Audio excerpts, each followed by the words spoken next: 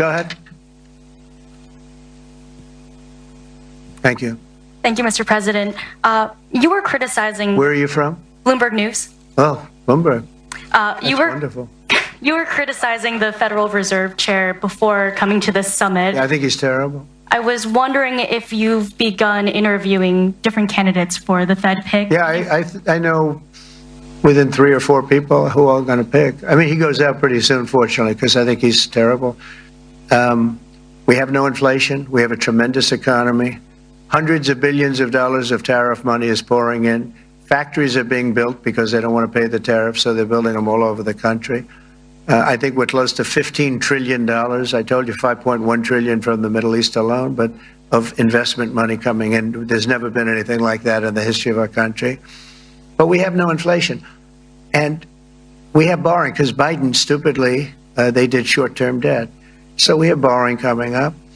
And, you know, we'll go 10 years, maybe longer, maybe shorter, but we'll go a long period of time when we do the debt. And because of him, because of this guy, we will have to pay for years. We'll be paying for him.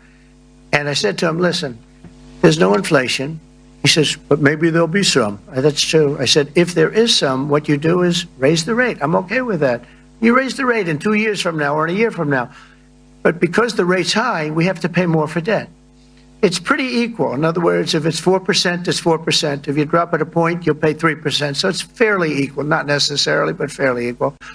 So we're going to end up paying maybe 2 points or 3 points more. 3 points would be about $900 billion a year because of this very average mentally person. He's an average mentally person. I'd say low in terms of what he does, low. Low IQ for what he does, okay?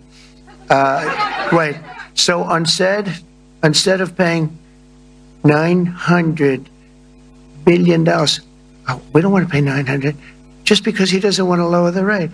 I said, if there's inflation in 2 years or 3 years or 1 year from now, you raise the rate, you take care of the inflation, among other things. But he's probably a very political guy, I guess. I don't know. I think he's a very stupid person, actually. All right, one more. Let's go.